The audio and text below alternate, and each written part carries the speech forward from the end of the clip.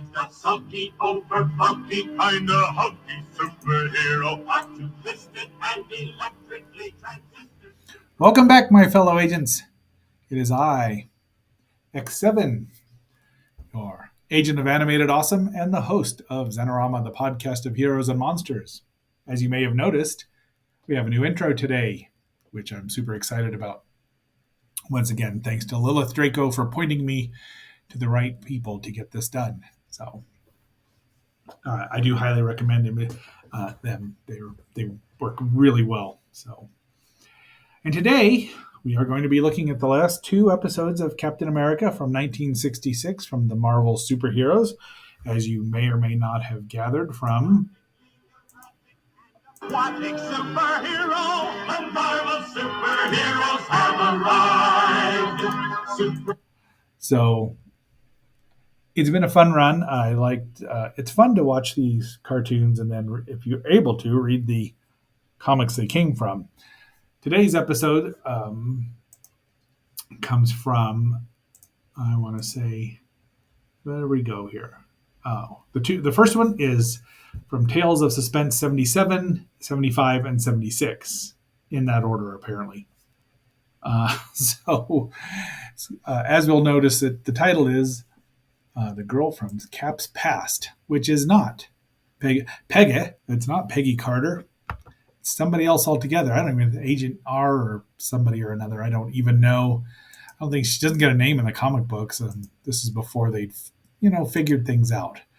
So, having said all that, make sure you. When Captain America throws his mighty shield, all those who chose to oppose his shield must yield. Get yourself please like, share, subscribe, leave a comment, and hit the notification bell. It's always important. And if you can, please watch a couple more minutes longer than you normally would. It would really help with the algorithm. So we're in present day right now, and Cap's moping about in Tony Stark's headquarters. Well, Tony Stark's mansion, the Avengers mansion, right there in the middle of the city. Did no one think that was a good idea? I mean, Batman knew you put your cave on the outskirts of town, even though somebody was going to attack the town, it was going to take you a while to get there. I see there's pluses and minuses. But he sits down to watch a television program that shows him in action. And let's just skip ahead here. Yeah. I was too late, my darling. I lost you forever.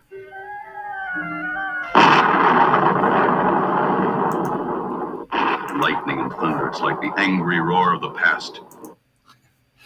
Yeah, that stands purple prose right there. But he really did like to be a soap opera writer. Anyway, we get flashbacks. So there he is getting flung across. He leaps into action and he's flung across the sky. Which, some of the animation, they could have aimed him a bit differently. Don't you think, and all? But, we're not going to have anything until later. So he's met this French resistance fighter, and that's it. that's the girl from Cap's past. They retconned it with Peggy Carter later on. I think once Stan actually stopped writing as much, went to just Spider-Man and the Fantastic Four, because he was also out promoting Marvel. Her French accent's fabulous. And there's the resistance. But now she's got amnesia and Cap's being carted off because he's a hero and somehow manages to not see her. Thus ends part one. Now we have a consortium, probably the Secret Empire, who's got Inferno or Infernium 42, 57, who knows. And they're going to control the world with it. Cap's sleeping and wonders what happened to his old. Well, he knows what happened to Bucky, or at least he thinks he does. But old Sergeant Duffy, and we get to meet Batroc Zelapere, which Of Captain America. Resemblance is uncanny. It's into a darkened alley. Petite, how careless I have stepped upon your little toy. All right, Batroc. You've had your inning. Now it's my turn. So that the new girl who looks like the old girl is is working for Shield and carrying the Infernium, and Batroc's been hired to get it. I like Batroc, especially when he might be a mercenary, but at least he's not a stupid mercenary. Go sue me. Everything's glowing because it's going to blow up if they don't get it. She's got radiation poisoning now. After you, mon ami. Out, Batroc. The wall is still closing after her. She shall not escape, Batroc the Leaper. One more kick, and the task is done. Hurry. C'est la vie. He did it. There's still a chance to catch the girl. After you, monsieur.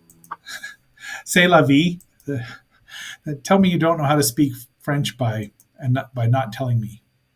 So of course she's thinking that Cap's working with Batroc, as they say. He at least says Batroc the Leaper, sounding as much like Pepe Le Pew as possible, except not. So he's very, he always brings a sense of humor too. I have always enjoyed him and his ridiculous outfit and his master of French savate, much like Sweet Stan Lane, both of the Fabs and, the Fabs, the Midnight Express, and the Heavenly Bodies. But she's not feeling well, so, oh no. And now am I losing you again? And now he's got to fight with Batroc, which doesn't really go his way overall. And, I said 13 minutes. Let's get here. Because I thought it was. There we go. That's what we just saw. Never. There he goes, right up the window. Belongs to Batroc. Oh. You were foolish to give your life in a useless attempt to foil Batroc. Batroc. At least, I wonder if he was French-Canadian, the actor. So we're back to the Secret Empire. They're going to betray him. Cap is still fighting him. And yeah, that's about it for my sound effects. It's a good fight. She has got radiation poisoning, in which there's no known cure, but she says at least Shield won. They take her off in the ambulance, and Cap's all, oh no. Let's see. Perhaps someday, if we meet again. Now, just when I thought I had found her reborn, I've lost her again. Dun, dun, dun. All right. So that ends episode 11 here, or pardon me, episode 12. And we're going to stop for a moment and go to episode 13. Led to a fight, and a duel is due, and the red and the white and the blue will come through when Captain America throws his mighty shield.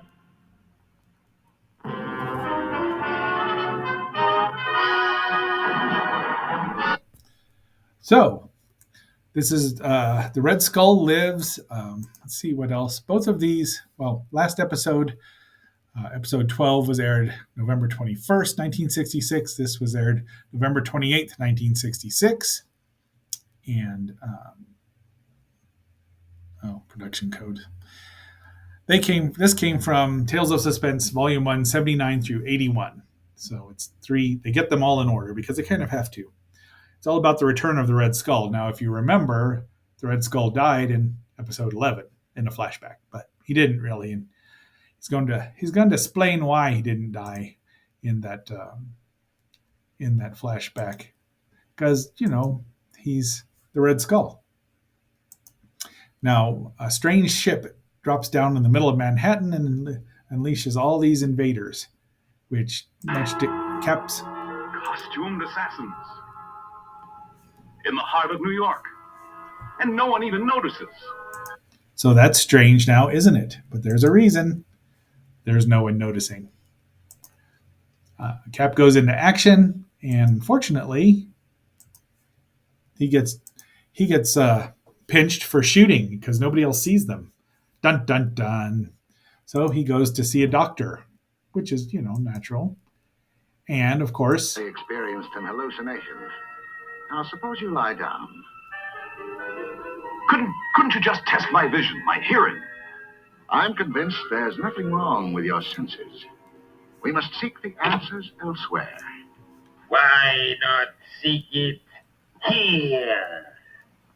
Doc, so, and they have another fight in the doctor's office, which ends up wrecking it. I'm sure they sent the bill to Tony Stark because that's just what they did. You need help. perhaps. But I'll get it somewhere else. Nobody believes me. They don't, but it's because the Red Skull is back. The mission, it has been carried out Just as you said it would. yes, with the help of this hypno-helmet. As long as one wears it, he can accomplish anything with its mass hypnotic power. Captain America's doom is sealed. Do not be overcome. So he's got two henchmen, and he explains what happens from episode 11, where they thought he blew up, but he didn't because he was saved. And of course, and this time, the skull gets gassed.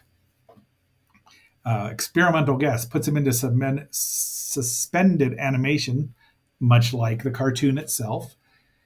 And AIM finds them, which of course, Safety by a search team sent by the group called AIM.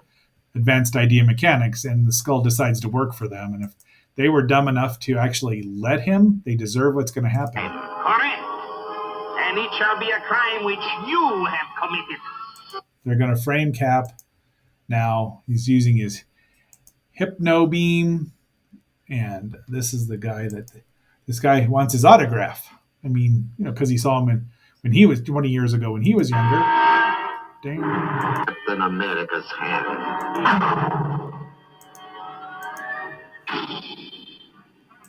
Cap hits him so hard that the frame shakes, but he wasn't ever under his control. It's over, assassin. I've got you. I knew you were there all the time. Without your helmet, you've lost your hypnotic influence. But, I mean, how did he know? They just gloss right over that.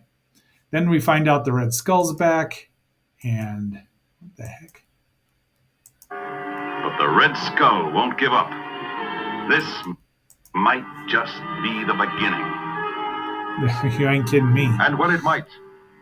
For in the headquarters of AIM, behind locked doors, is an object within an ionic shell. The most powerful device in the world. A cosmic cube. Or as it's known now, the Tesseract. Because we can't have nice things. But it kind of makes the power of the cosmic cube is ridiculous. But be that as it may, the Skull's taken over AIM, and they've got some traitors here and there. But there's Cap's experimental man shield. I'm sure that is For the slower jet, Cap pushes his ejector button and... made it. Now the magnets fasten to my palms. Hold fast. Seconds later, I'm changing your flight plan. And so he does. But he accidentally pushes the ejector button and off he goes. Unfortunately, they land right near the Red Skull. Down.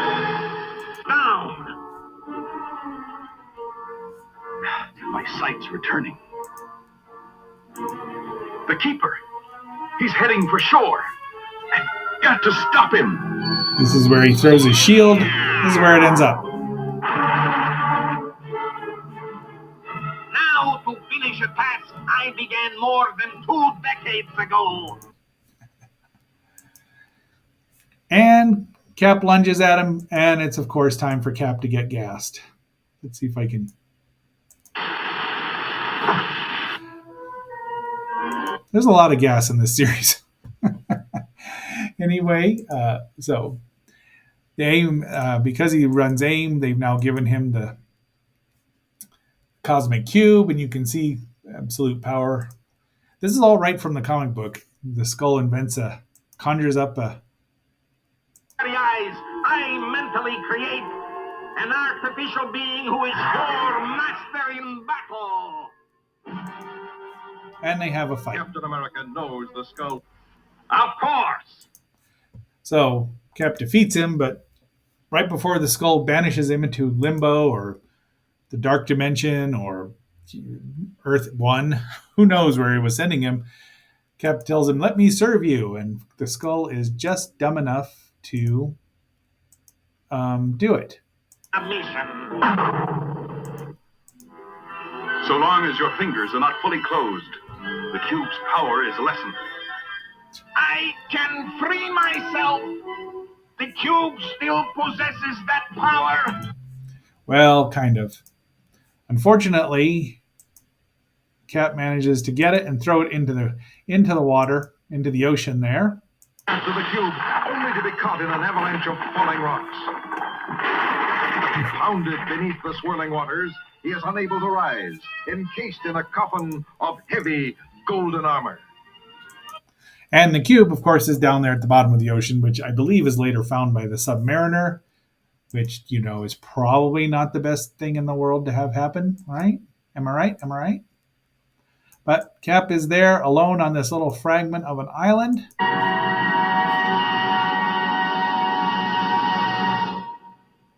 And that's it. That's where the series ends. I don't remember how he gets back either. So go figure. And that's where our series ends. Produced by Gantry Lawrence Animation. We will be giving Gantry a rest here because they do have, this sensational, the Amazing Spider-Man cartoon and the other four, the Hulk, Submariner, Iron Man, and Hulk, Submariner, and Iron Man. The Hulk, Submariner, Iron Man, and who else? There's somebody I'm missing, right? Oh, Thor. Oh, that's not going to go over well. Be that as it may, we will be saying a farewell to the Marvel Universe for a while, at least whatever Earth 1965, 66, pardon me, which is all right. It's been fun. I like Cap. I like the Thor adaptations too. The other ones, I was never as big a fan of as Namor and Iron Man and the Hulk as it was of these two. So, and next week, we will be starting a new series, a Japanese series, which is my most popular one when I started and was just doing this on Spotify. So I hope you're here for it. Powered from the forehead to the toes. Watch them change their very shape before your nose. And having said all that, my fellow agents, this is X7. Just keep your shield handy. Until our next assignment, I'm signing off. The arcane striking superhero changed to fighting superhero. A flinging real slinging shield flinging superhero. They're the latest, they're the greatest, ultimate superheroes. The Marvel superheroes have arrived.